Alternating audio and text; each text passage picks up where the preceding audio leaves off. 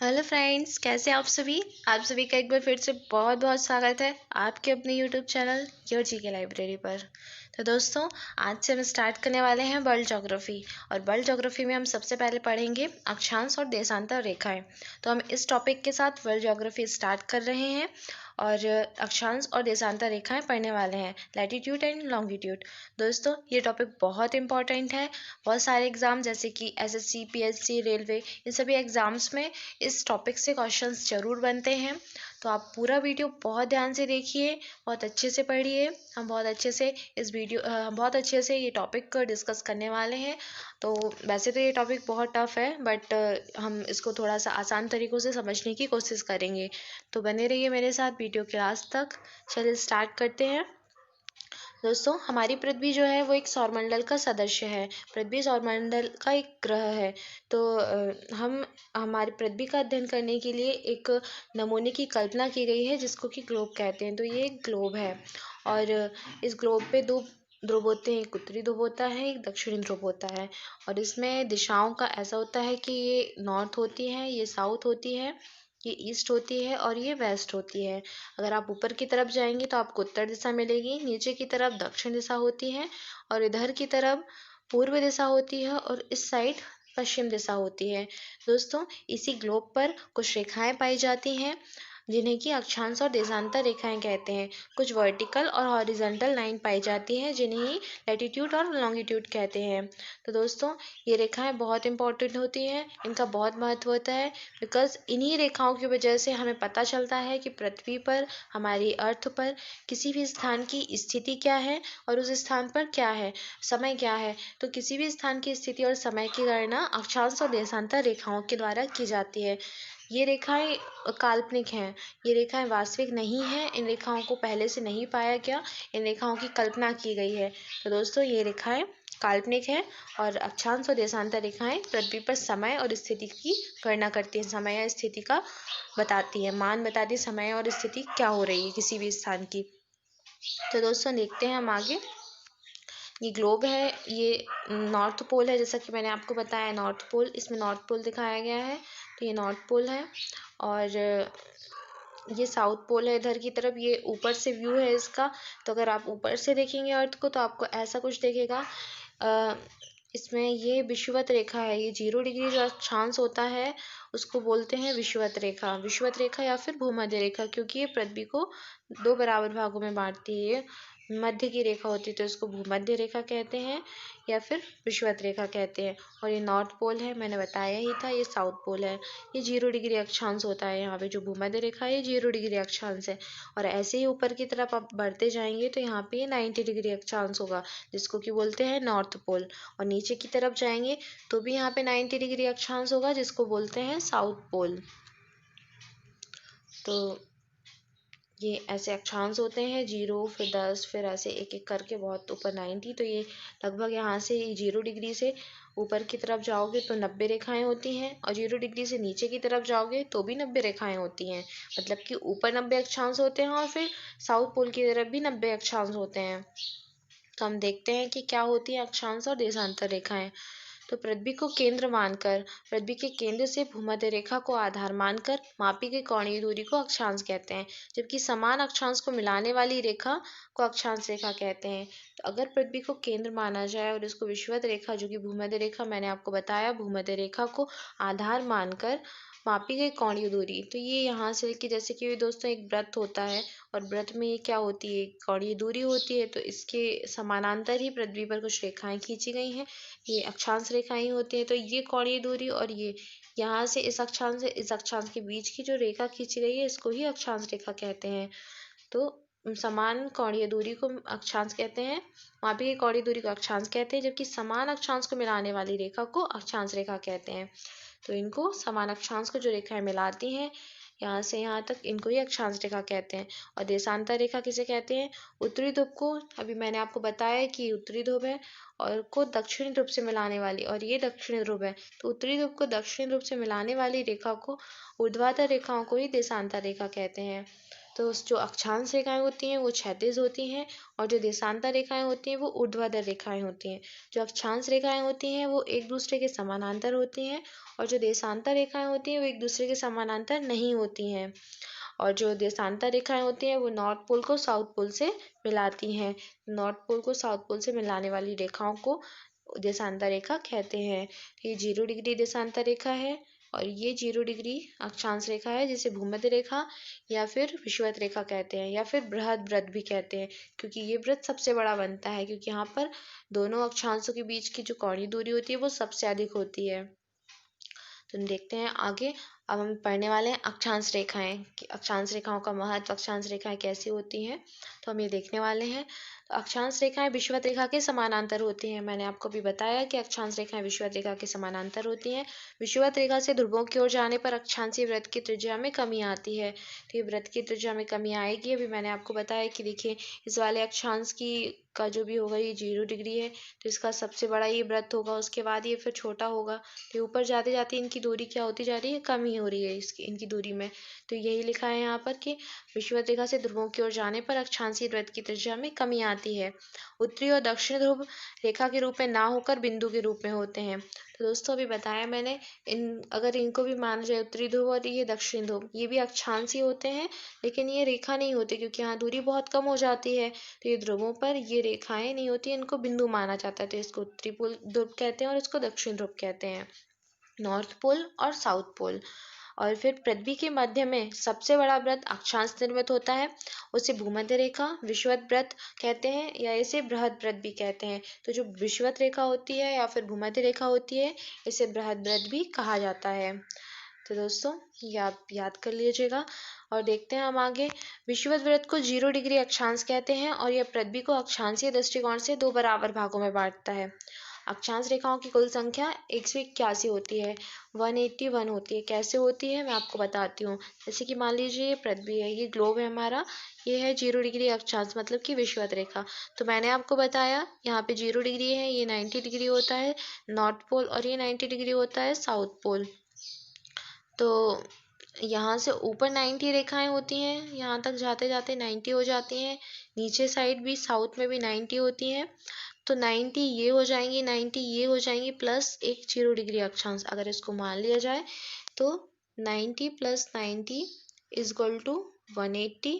और अगर plus 0 degree अक्षांश को भी इसमें ऐड करें तो फिर 181 हो जाती हैं। ठीक है, अगर विषुवत रेखा को इसमें शामिल ना किया जाए तो 180 अक्षांश होते हैं और ये पूर्व से पश्चिम की दिशा में खींची जाती हैं। और अगर इसको नहीं माना जाए तो ये फिर अगर इसको ऐड कर लिया जाए तो फिर ये 181 होते हैं। तो अक्षांश रेखाएं पूर्व से पश्चिम की दिशा में खींची जाती हैं। किन्हीं दो अक्षांश रेखाओं के बीच की दूरी समान होती है, 111.13 111.13 किलोमीटर होती है। तो देखो दोस्तों, अक्षांश रेखाओं के बीच की दूरी तो बराबर ही होगी। अगर आप यहाँ से यहाँ भी जाएं तो इनकी दूरी बराबर रहेगी, ऊपर भी जाएं तो यहाँ से इन दोनों रेखाओं के बीच की दूरी तो हमेशा बराबर रहेगी। लेकिन इनकी जो कोणीय दूरी होती है ये ऊपर जाते समय कम होती जाती है। देखिए ये जो दूरी है ये कम होती जाती है, इसमें कमी आती है। लेकिन इन दोनों रेखाओं की जो समानांतर रेखाएं होती हैं इनकी दूरी तो हमेशा बराबर रहेगी। तो देखते हैं आगे। दोस्तों ये ग्लोब है, जैसा मैंने आपको बताया कि भूमध्य रेखा है, तो हम देखते हैं कि इन जो अक्षांश होते हैं, ये अक्षांश रेखाएं होती हैं जो ऊपर की तरफ जाती हैं और नीचे की तरफ होती हैं 90, और ऊपर की तरफ नॉर्थ की तरफ 90 होती हैं और साउथ की तरफ 90 होती है। तो इनके भी नाम होते हैं, जैसे कि मैंने आपको बताया 0 डिग्री अक्षांश को भूमध्य रेखा या फिर विषुवत रेखा कहते हैं। तो दोस्तों ऐसे ही नॉर्थ में ऊपर की तरफ आप जाएंगे तो 23.5 डिग्री अक्षांश को कर्क रेखा कहते हैं, यहाँ पर आपको कर्क रेखा मिलेगी। ऐसे ही साउथ की तरफ 23.5 डिग्री अक्षांश पर आपको मकर रेखा मिलेगी। तो दोस्तों ये कर्क रेखा है, 23.5 डिग्री उत्तरी अक्षांश और 23.5 डिग्री दक्षिण अक्षांश को ही मकर रेखा कहते हैं। उसके बाद दोस्तों हम ये देखते हैं कि ये जो रेखाएं होती हैं इन पर यहाँ से लेकर विषुवत रेखा, कर्क रेखा और मकर रेखा, यहाँ पर पृथ्वी की जो ये पृथ्वी होती है ना, सूर्य के जस्ट सामने होती है। तो ये इन रेखाओं पर, इतने एरिया पर सूर्य की किरणें बिल्कुल लंबवत पड़ती हैं। देख रहे हैं ना आप, इस चित्र में आपको समझ में आ रहा होगा कि सूर्य, मान लो ये सूर्य है और ये पृथ्वी है। तो यहाँ पर इन जो ये रेखाओं के बीच के जो डिस्टेंस है, यहाँ पर सूर्य की किरणें लंबवत पड़ रही हैं, एकदम सीधी किरणें पड़ रही हैं। तो यहाँ पर क्या होगा, जब सूर्य की किरणें सीधी पड़ती हैं तो यहाँ पर बहुत अधिक गर्मी होती है और यहाँ विषुवत रेखा पर दिन और रात बराबर होते हैं। तो तो यहाँ यही बताया है कि 21 जून को सूर्य कर्क रेखा के एकदम ऊपर होता है। इस कारण इस दिन उत्तरी गोलार्ध में सबसे बड़ा दिन होता है। दोस्तों ये डेट बहुत इंपॉर्टेंट है, एग्जाम में पूछी जाती है कि 21 जून को सूर्य कर्क रेखा पर सीधा होता है, यहाँ की मतलब 21 जून को यहाँ पर, और यहाँ पर उत्तरी गोलार्ध में सबसे बड़ा दिन होता है, क्योंकि यहाँ पे एकदम सूर्य सीधा होगा तो यहाँ पर पूरे दिन बहुत ज़्यादा मतलब सूर्य निकला रहेगा, तो फिर यहाँ पर सबसे बड़ा दिन होगा।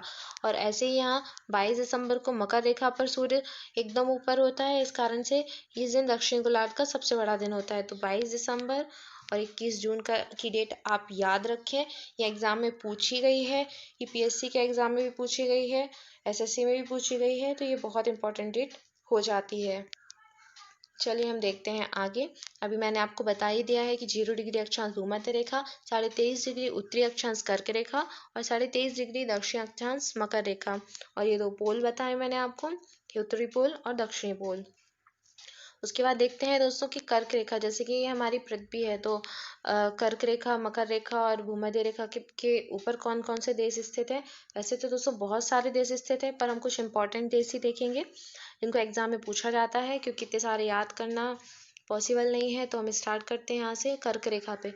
तो कर्क रेखा पर मैक्सिको है, भारत है, बांग्लादेश है, चीन है, चीन, ताइवान, म्यांमार, ये सारे कर्क रेखा पर स्थित प्रमुख देश हैं। उसके बाद भूमध्य रेखा पर कोलंबिया, ब्राज़ील, मालदीव और इंडोनेशिया। उसके बाद मकर रेखा पर चिली, अर्जेंटीना, ब्राज़ील, नामीबिया, दक्षिण अफ्रीका, मेडागास्कर, ऑस्ट्रेलिया। ये सारे देश हैं इन रेखाओं पर स्थित हैं। दोस्तों मैं आपको बता दूं कि अफ्रीका महाद्वीप एक ऐसा महाद्वीप है जहाँ से तीनों रेखाएं होकर गुजरती हैं। देखिए यहाँ से कर्क रेखा भी गुजर रही है, यहाँ से भूमध्य रेखा भी गुजर रही है और यहाँ से मकर रेखा भी गुजर रही है। तो ये अफ्रीका एक ऐसा महाद्वीप है जहाँ से तीनों रेखाएं गुजरती हैं।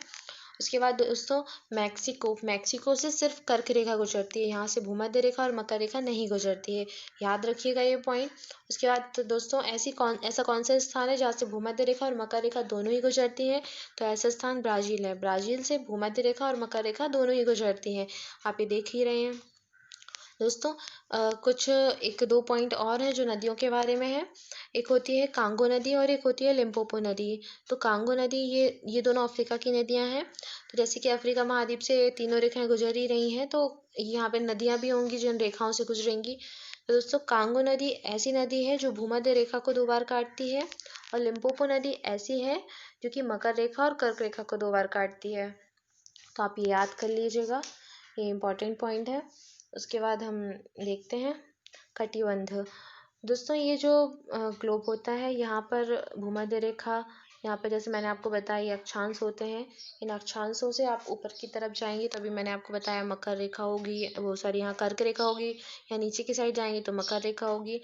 तो इन जो रेखाओं के भी नाम है, इसके बाद यहाँ पे भी इनको तापक्रम के अनुसार वर्गीकृत किया गया है। यहाँ से ऊपर की तरफ जाएंगे तो जैसे ही तापमान में कमी या वृद्धि होगी उसके अनुसार इनको कटिबंध का नाम दिया गया है।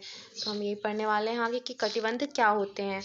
तो पृथ्वी के प्रत्येक गोलार्ध को तापक्रम के आधार पर कई भागों में बांटा गया है, जैसे जिसे कटिबंध कहा जाता है, अर्थात 2 अक्षांश रेखाओं के मध्य स्थित क्षेत्र को कटिबंध कहते हैं। तो हम देखते हैं कि कटिबंध क्या होते हैं। तो जैसे तापक्रम के आधार पर जो भी अक्षांश रेखाएं हैं, ये अक्षांश जो हैं इनको कटिबंध कहते हैं। यहाँ से यहाँ तक, फिर यहाँ से यहाँ, ये सारे कटिबंध हैं। तो हम पढ़ेंगे कि कटिबंधों के भी कुछ नाम हैं। तो विषुवत रेखीय क्षेत्र क्या होता है, तो ये विषुवत रेखा है। विषुवत रेखा से 10 डिग्री उत्तरी अक्षांश और 10 डिग्री दक्षिण अक्षांश के बीच के क्षेत्र को विषुवत रेखीय क्षेत्र कहते हैं। ये है ना, आप ये देखिए, इसको भूमध्य रेखीय क्षेत्र भी कहते हैं या फिर विषुवत रेखीय क्षेत्र कहते हैं। और यहाँ से विषुवत रेखा से अगर आप यहाँ ऊपर जाते हैं, विषुवत रेखा से 10 डिग्री उत्तरी 10 डिग्री दक्षिण, तो ये विषुवत रेखीय क्षेत्र होता है। और फिर यहाँ से कर्क रेखा और मकर रेखा 23.5 डिग्री उत्तरी अक्षांश और 23.5 डिग्री दक्षिण अक्षांश, यहाँ से यहाँ तक के बीच के क्षेत्र को क्या कहते हैं, उष्णकटिबंधीय क्षेत्र कहते हैं। यहाँ से यहाँ तक के क्षेत्र को, ये जो क्षेत्र हो जाता है ना 23.5 डिग्री उत्तरी अक्षांश से 23.5 डिग्री दक्षिण अक्षांश तक, इसको उष्णकटिबंधीय क्षेत्र क्यों कहते हैं, इसलिए कहते हैं क्योंकि यहाँ पर सूर्य की किरणें लंबवत पड़ती हैं, एकदम सीधी सूर्य की किरणें पड़ती हैं, इसलिए इस क्षेत्र में गर्मी अधिक होती है, इसको उष्णकटिबंधीय क्षेत्र कहते हैं। तो कर्क रेखा और मकर रेखा के बीच के क्षेत्र को उष्णकटिबंधीय क्षेत्र कहते हैं। उसके बाद शीतोष्ण कटिबंधीय क्षेत्र, तो कर्क व्रत और आर्कटिक व्रत। दोस्तों ये कुछ व्रत होते हैं, जैसे कि भूमध्य व्रत होता है, ये भूमध्य व्रत या फिर विषुवतीय व्रत होता है, मैंने आपको भी बताया था। 23.5 डिग्री उत्तरी अक्षांश को क्या बोलते हैं? कर्क व्रत बोलते हैं। और 23.5 डिग्री दक्षिण अक्षांश को क्या बोलते हैं? मकर व्रत बोलते हैं। उसके बाद 66.5 डिग्री उत्तरी अक्षांश को क्या बोलते हैं? आर्कटिक व्रत बोलते हैं। यहाँ आर्कटिक व्रत होता है। और ये 66.5 डिग्री दक्षिण अक्षांश पर क्या होता है? अंटार्कटिक व्रत होता है। क्यों होता है? क्योंकि यहाँ पर अंटार्कटिक सागर पाया जाता है, यहाँ पर आर्कटिक सागर पाया जाता है, इसलिए इसको आर्कटिक व्रत कहते हैं और इसको अंटार्कटिक व्रत कहते हैं। तो ये व्रतों के नाम भी आप याद रखिए। तो ये आर्कटिक व्रत, कर्क व्रत से आर्कटिक व्रत का क्षेत्र है, और जो मकर व्रत से अंटार्कटिक व्रत का क्षेत्र है, मतलब कि ये क्षेत्र 23.5 डिग्री 23.5 डिग्री दक्षिण अक्षांश, 66.5 डिग्री दक्षिण अक्षांश और 23.5 डिग्री उत्तरी अक्षांश से 66.5 डिग्री उत्तरी अक्षांश, ये क्षेत्र और ये क्षेत्र, इन दोनों क्षेत्रों को शीतोष्ण कटिबंध कहते हैं। क्यों कहते हैं? क्योंकि यहाँ पर पृथ्वी की, यहाँ पर जो सूर्य की किरणें वो थोड़ी तिरछी पड़ती हैं, मतलब यहाँ गर्मी भी होती है और ठंडक भी रहती है। सूर्य की किरणें कम पड़ती हैं तो यहाँ थोड़ा ठंडक भी होती है और गर्मी भी होती है, इसलिए इसको शीतोष्ण कटिबंध कहते हैं। मतलब शीत और उष्ण दोनों होती है यहाँ पे। और 66.5 डिग्री से ऊपर का जो क्षेत्र है, ध्रुव तक 90 डिग्री तक, इस क्षेत्र को शीत कटिबंध कहते हैं, क्योंकि यहाँ पर सूर्य की किरणें बहुत ही नाम मात्र को पड़ती हैं, यहाँ पर अधिकांशतः शीत ऋतु ही होती है, तो इसे इस क्षेत्र को शीत कटिबंध कहते हैं। तो दोस्तों ये थे कटिबंध कि क्या होते हैं कटिबंध। दोस्तों अभी तक हमने देखा कि अक्षांश रेखाएं क्या होती हैं, कर्क व्रत, मकर व्रत, आर्कटिक व्रत और अंटार्कटिक व्रत क्या होते हैं, और कर्क व्रत, मकर व्रत पर स्थित स्थानों को देखा हमने कि कौन कौन से स्थान स्थित होते हैं। और अब हम पढ़ने वाले हैं देशांतर रेखाएं, लॉन्गिट्यूड लाइन। तो उत्तरी ध्रुव और दक्षिण ध्रुव को मिलाने वाली काल्पनिक रेखा को देशांतर रेखा कहते हैं। मैंने आपको बताया कि ये नॉर्थ पोल होता है, ये साउथ पोल होता है, इन पोलों को मिलाने वाली जो काल्पनिक रेखाएं होती हैं, ऊर्ध्वाधर रेखाएं होती हैं, उनको ही, ये रेखाएं ऊर्ध्वाधर होती हैं, रेखाओं को ही देशांतर रेखा कहते हैं। और इन जो दो देशांतर रेखाएं होती है ना, ये यहाँ से 0 डिग्री देशांतर रेखा, ये मान लीजिए 0 डिग्री देशांतर रेखा है, तो 0 डिग्री से आप पूर्व की तरफ जाएंगे तो 180 रेखाएं होती हैं, और पश्चिम की तरफ जाएंगे तो भी 180 रेखाएं होती हैं। तो देशांतर रेखाओं की कुल संख्या कितनी होती है? 360 होती है, और अगर इसमें 0 डिग्री को ऐड कर लिया जाए तो 361 हो जाती है। और पृथ्वी की 0 डिग्री देशांतर को प्रधान यामोत्तर कहा जाता है। इस रेखा को प्रधान यामोत्तर रेखा कहते हैं, या फिर इसे ही ग्रीनविच रेखा कहते हैं। इसको ग्रीनविच रेखा क्यों कहते हैं? क्योंकि यह लंदन के पास ग्रीनविच वेधशाला से गुजरती है, इस कारण ही इसे ग्रीनविच रेखा भी कहा जाता है। पृथ्वी के किसी भी स्थान की प्रधान यामोत्तर से पूर्व या पश्चिम में कोणीय दूरी को देशांतर कहते हैं। मतलब 0 डिग्री जो देशांतर रेखा होती है, उससे पूर्व की तरफ या पश्चिम की तरफ की जो भी कोणीय दूरी होती है, इसको देशांतर कहते हैं। और देशांतरों को मिलाने वाली रेखा को क्या कहते हैं? देशांतर रेखा कहते हैं। इसके बाद हम देखते हैं आगे, पृथ्वी के 0 डिग्री देशांतर के दोनों ओर 180 तथा देशांतर रेखाएं पाई जाती हैं। मैंने आपको बताया कि कुल देशांतर रेखाओं की संख्या 360 होती है। उसके बाद पृथ्वी पर दो देशांतर रेखाओं के जो बीच की दूरी होती है उसको गोरे कहते हैं। दोस्तों ये जो दो देशांतर रेखाओं के बीच की दूरी होती है, इस दूरी को क्या कहते हैं? इस दूरी को गोरे कहते हैं। स्थान जो होता है इसको गोरे कहते हैं। इसके बाद हम देखते हैं आगे। दोस्तों 0 डिग्री देशांतर रेखा पर स्थित कुछ प्रमुख स्थान देख लेते हैं। यूके, फ्रांस, स्पेन, अल्जीरिया, घाना और अंटार्कटिका।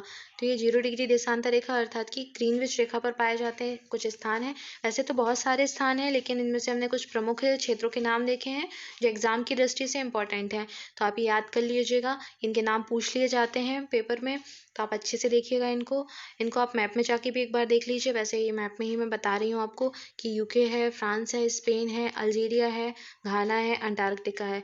दोस्तों अल्जीरिया एक ऐसा स्थान है जहाँ से कर्क रेखा भी निकलती है, जैसे कर्क रेखा भी निकलेगी, मैंने आपको पहले भी बताया है। क्या देखते हैं, सभी देशांतर रेखाओं की लंबाई समान होती है और सभी देशांतर रेखाएं पृथ्वी को 2 बराबर भागों में बांटती हैं। पृथ्वी अब 24 घंटे में अपने अक्ष पर 360 डिग्री देशांतर घूमती है, अर्थात 1 डिग्री की दूरी तय करने में पृथ्वी को 4 मिनट का समय लगता है। पृथ्वी पश्चिम से पूर्व की ओर घूमती है, इसलिए पूर्व की ओर प्रत्येक 1 डिग्री देशांतर बढ़ने पर समय 4 मिनट बढ़ जाता है, और पश्चिम की ओर जाने पर 4 मिनट समय कम हो जाता है। ये आपको बिल्कुल समझ नहीं आया होगा, मैं अभी एक्सप्लेन करती हूँ कि आखिर ये क्या कह रहे हैं। तो दोस्तों हमारी पृथ्वी 24 घंटे में कितने डिग्री घूम जाती है? 24 घंटे में घूमती है 360 डिग्री। ये न्यूमेरिकल्स बहुत इंपॉर्टेंट होते हैं, इनसे भी क्वेश्चंस आते हैं, क्योंकि ये आपको बताते हैं किस देशांतर पर कब क्या समय हो रहा है। तो आप अच्छे से देखिए, 24 घंटे में 360 डिग्री घूमती है, तो 1 घंटे में कितनी घूम जाएगी? 360 अपॉन 24 24, तो इक्वल टू हो जाएगा 15 डिग्री। तो ये 1 घंटे में 15 डिग्री घूमती है। अगर 1 घंटे में 15 डिग्री घूम रही है, मतलब कि 15 डिग्री कितने मिनट में घूम रही है? 60 मिनट में, बिकॉज 1 आवर में 60 मिनट होते हैं। तो 1 डिग्री घूमने में सॉरी 1 डिग्री घूमने में इसे कितना समय लगेगा? 60/15 इक्वल टू 4 मिनट लग जाएंगे इसको। तो ये 1 डिग्री में 4 मिनट। तो यही इन्होंने कहा था कि पृथ्वी 24 घंटे में अपने अक्ष पर 360 डिग्री घूमती है, और अर्थात 1 डिग्री दूरी तय करने में इसको 4 मिनट का समय लगता है। इसके बाद देखते हैं कि 1 डिग्री घूमने में पृथ्वी को 4 मिनट का समय लगता है। जैसे कि ये ग्लोब है, ये अर्थ है, ये 0 डिग्री देशांतर रेखा है। इस साइड को जाएंगे तो ये ईस्ट होगी अर्थात पूर्व, इस साइड को जाएंगे तो वेस्ट मतलब कि पश्चिम। तो अगर इस साइड को जाएंगे आप तो 1 मिनट हर 1 डिग्री पर समय बढ़ेगा, मतलब पूर्व 0 डिग्री देशांतर से पूर्व की तरफ जाने पर समय में वृद्धि होती है और पश्चिम की तरफ जाने पर समय में कमी होती है। तो अगर हर 1 डिग्री पर 4 मिनट की वृद्धि होती है तो दोस्तों आप बताइए कि 10 डिग्री पर कितने मिनट की वृद्धि हो जाएगी? तो 10 × 4 कर दीजिए तो 40 मिनट की वृद्धि हो जाएगी। अगर यहाँ पर 12 बज रहे हैं 0 डिग्री देशांतर ग्रीनविच रेखा पर 12 बज रहे हैं दिन के, तो फिर 1 डिग्री पूर्वी देशांतर पर 10 डिग्री पूर्वी देशांतर पर समय कितना हो जाएगा? 12:40। क्यों हो जाएंगे? क्योंकि समय में वृद्धि हो रही है। और अगर पश्चिम की तरफ जाएंगे तो 12 बजे में 40 मिनट कम कर दीजिए।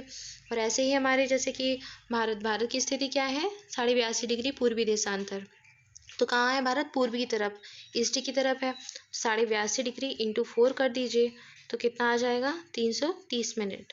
मतलब कि 330 मिनट को अगर हम आवर्स में कन्वर्ट करें तो 330/60 इक्वल टू हो जाएगा 5.5, मतलब 5.5 घंटे। तो भारत ग्रीनविच समय से कितना आगे है? जैसे कि ये पृथ्वी ग्रीनविच रेखा है, ये ग्रीनविच समय है जिसे कहते हैं। तो ये भारत की स्थिति पूर्व में है, तो भारत ग्रीनविच समय से 5.5 घंटे आगे है। इसके बाद हम देखते हैं दोस्तों कि एक इसका सिंपल सा फॉर्मूला है, आप यही याद कर लीजिएगा। ये मैं आपको बता देती हूँ कि इसकी गणना जैसे कि डिग्री, जो भी आपको डिग्री दी गई है, इंटू आप 4 कीजिए अपॉन 60 कर दीजिए, क्योंकि इसको आवर्स में कन्वर्ट करना है, इक्वल टू आवर्स हो जाएगा। तो ये आपका एक फार्मूला होता है, इसे आप याद रखिए। इससे आप किसी भी डिग्री पर, किसी भी देशांतर पर समय निकाल सकते हैं, कितने डिग्री पर कौन सा कितना पूर्व और पश्चिम का। अगर वो पूर्व में है तो आप उसमें समय में वृद्धि कर दीजिए, और अगर पश्चिम में है तो समय में कमी कर दीजिए। तो आई होप आपको समझ आ गया होगा कि समय की गणना कैसे की जाती है। आपको और अधिक क्लियर हो जाएगा, बिकॉज मैं नेक्स्ट वीडियो में इसके कुछ न्यूमेरिकल्स, कुछ क्वेश्चंस लेके आऊँगी, तो आप बहुत अच्छे से इसको फिर कर पाएंगे। और मैंने आपको ये बताया है कि अल्जीरिया एक ऐसा स्थान है जहाँ से तीनों रेखाएं निकलती हैं।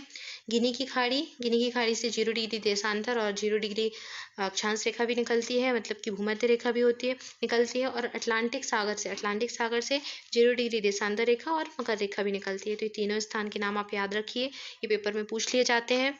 अब देखने वाले हैं हम दोस्तों अंतर्राष्ट्रीय समय रेखा, 0 डिग्री देशांतर रेखा।